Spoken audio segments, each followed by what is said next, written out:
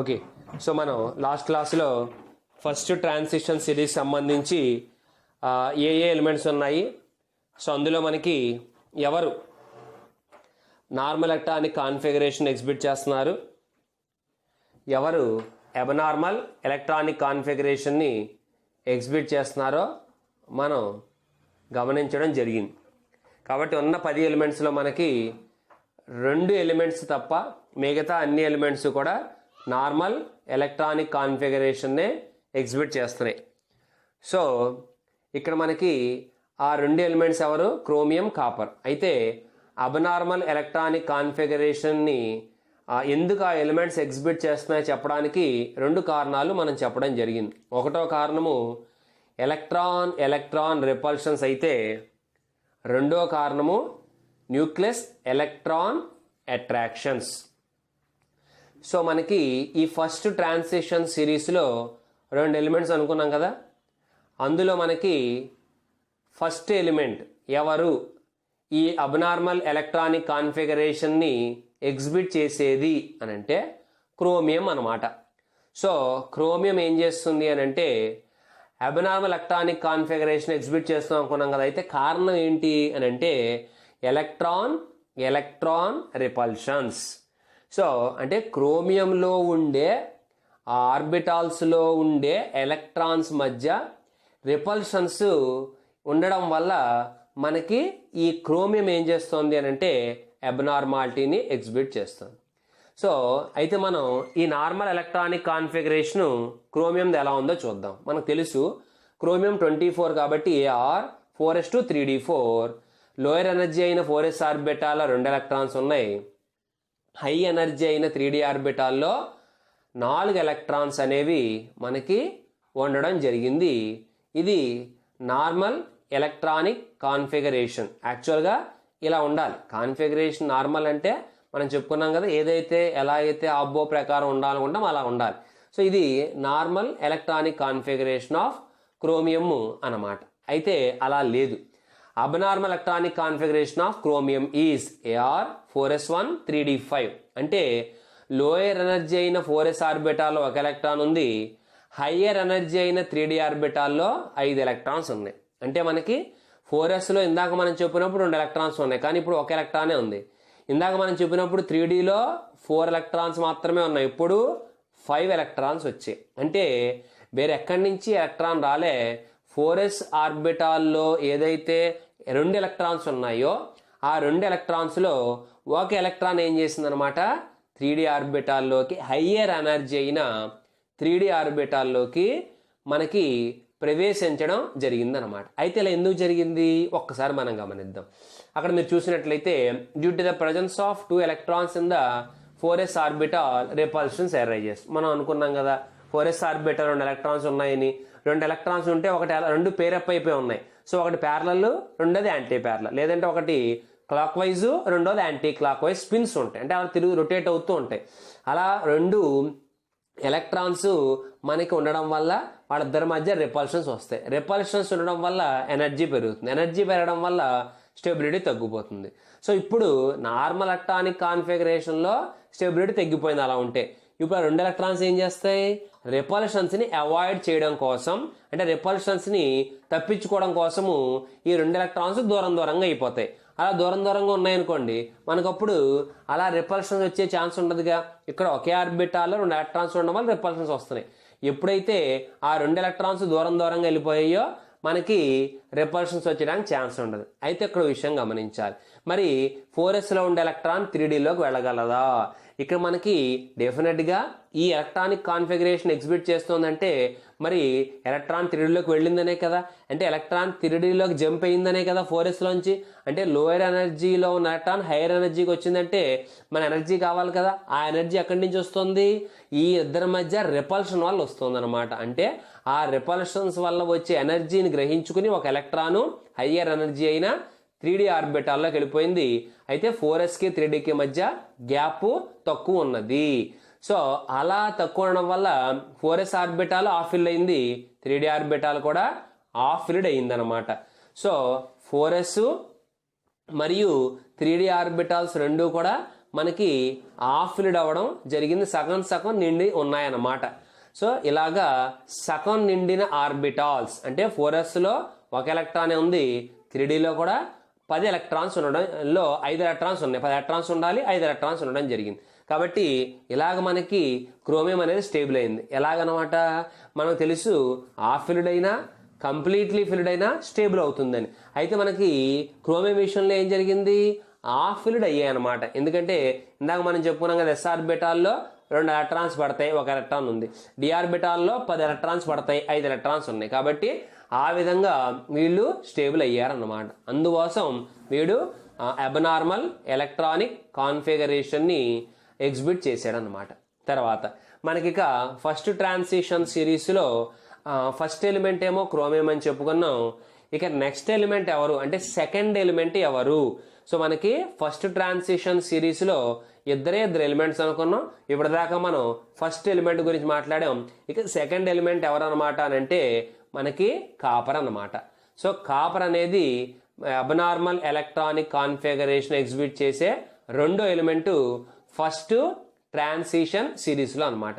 అయితే మనకి నార్మల్గా మనం అనుకున్నప్పుడు ఎలా ఉండాలి normal electronic configuration, AR 4s2 3d9, AR 4s2 3d9 అంటే 4sలో లోయర్ ఎనర్జీ 2 ఎలక్ట్రాన్స్ ఉంటాయి, 3d హయ్యర్ ఎనర్జీ 9 ఎలక్ట్రాన్స్ ఉన్నాయి. మీరు అక్కడ గమనిస్తే 3d ఆర్బిటాల్స్ 5 ఉంటాయి కదా, 5టిల్లో 4 ఆర్బిటాల్లో 2 ఎలక్ట్రాన్స్ ఉన్నాయి, 2 4 8, లాస్ట్ ఆర్బిటాల్లో 1 ఎలక్ట్రాన్ ఉంది, కాబట్టి 9 అనమాట. అలాగా మనకి 4sలో 2 ఎలక్ట్రాన్స్, 3dలోనేమో 9 ఎలక్ట్రాన్స్ ఉండడం జరిగింది.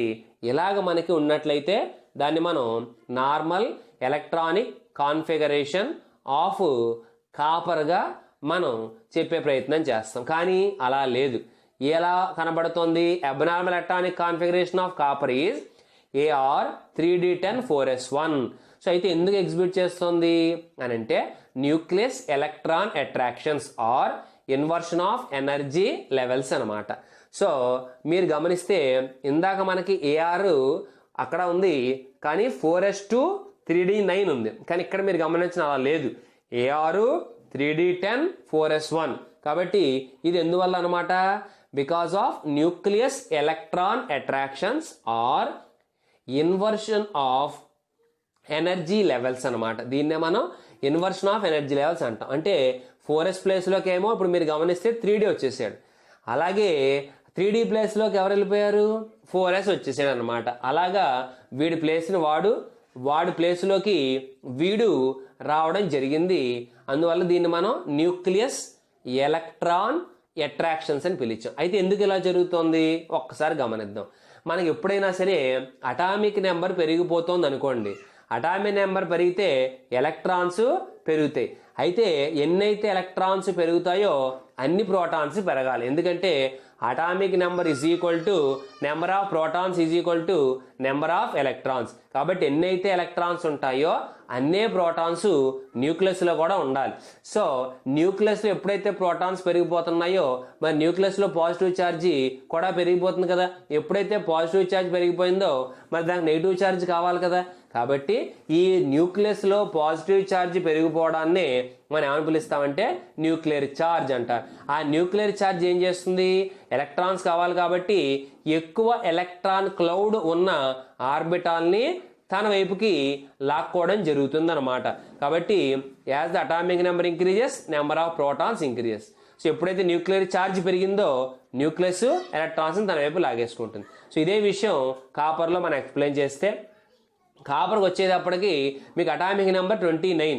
అటామిక్ నెంబర్ 29 అంటే ఖచ్చితంగా ముందున్న వాటికన్నా ఇక్కడ ప్రోటాన్ సంఖ్య ఎక్కువగా ఉండాలి. సో ప్రోటాన్ సంఖ్య పెరిగిపోయింది కాబట్టి న్యూక్లియస్లో మనకి ఎలక్ట్రాన్స్ కావాలి. ఎలక్ట్రాన్స్ ఎక్కడ ఎక్కువ ఉన్నాయి? 3d ఆర్బిటాల్లో ఎక్కువ ఉన్నాయి. కాబట్టి ఇప్పుడు న్యూక్లియస్ ఏం చేస్తుంది?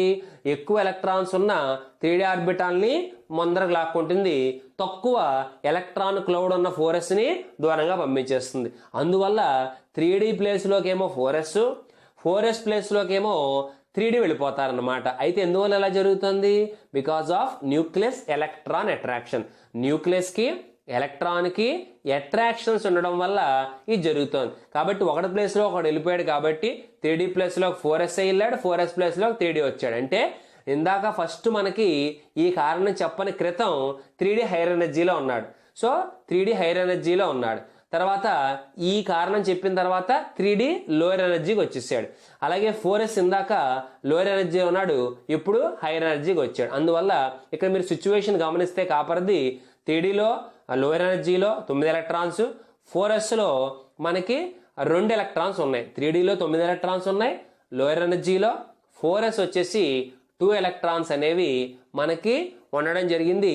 ఇలాగా వాళ్ళ యొక్క ఎనర్జీస్లో అంటే 3D 4s ఆర్బిటాల్స్ యొక్క ఎనర్జీ లెవెల్స్లో మార్పుని మనం గమనించడానికి గల కారణం న్యూక్లియర్ ఛార్జ్ పెరగడమే.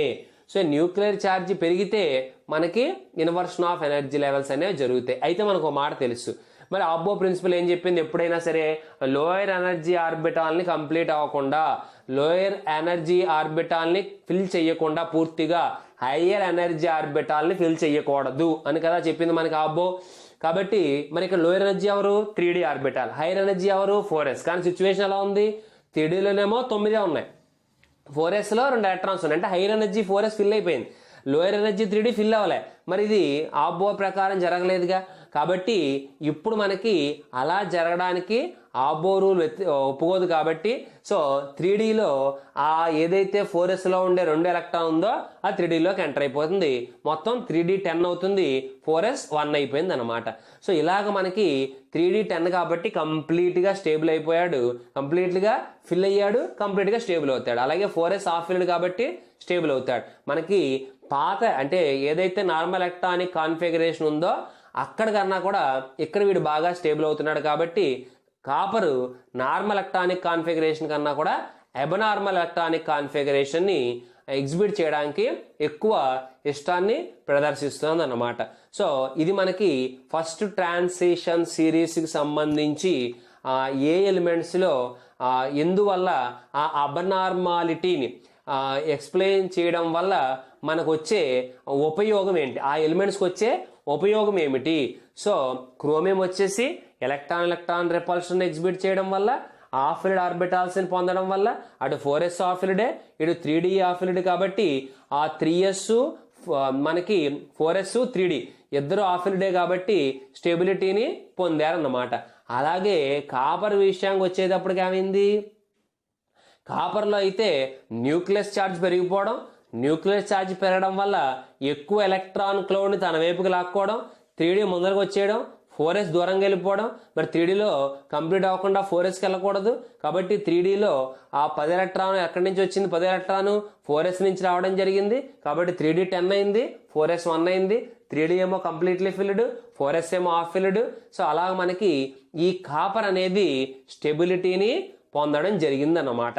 కాబట్టి ఇది మొత్తంగా మనకి ఆ ఫస్ట్ ట్రాన్సిషన్ సిరీస్లో ఉండే ఎలిమెంట్స్ వాళ్ళు ఎందుకు అబ్నార్మాలిటీని ఎగ్జిబిట్ చేస్తున్నారు అన్నది మనకి ఇక్కడ చెప్పుకోవడం జరిగింది. ఇక మనం నెక్స్ట్ ఎలక్ట్రానిక్ కాన్ఫిగరేషన్లోనే సెకండ్ ట్రాన్సిషన్ సిరీస్లో ఎవరున్నారు, థర్డ్ ట్రాన్సిషన్ సిరీస్లో ఉన్న ఎలిమెంట్స్ పేర్లు ఏంటి. సో మనకి వాళ్ళల్లో ఎవరు అబ్నార్మల్ ఎలక్ట్రానిక్ కాన్ఫిగరేషన్ని ఎగ్జిబిట్ చేస్తారు, వాటికి గల కారణం ఏంటి. సో ఇలాంటి అంశాల గురించి మనం డిస్కషన్ చేస్తే అప్పుడు మనకి ఎలక్ట్రానిక్ కాన్ఫిగరేషన్ అయినట్టు.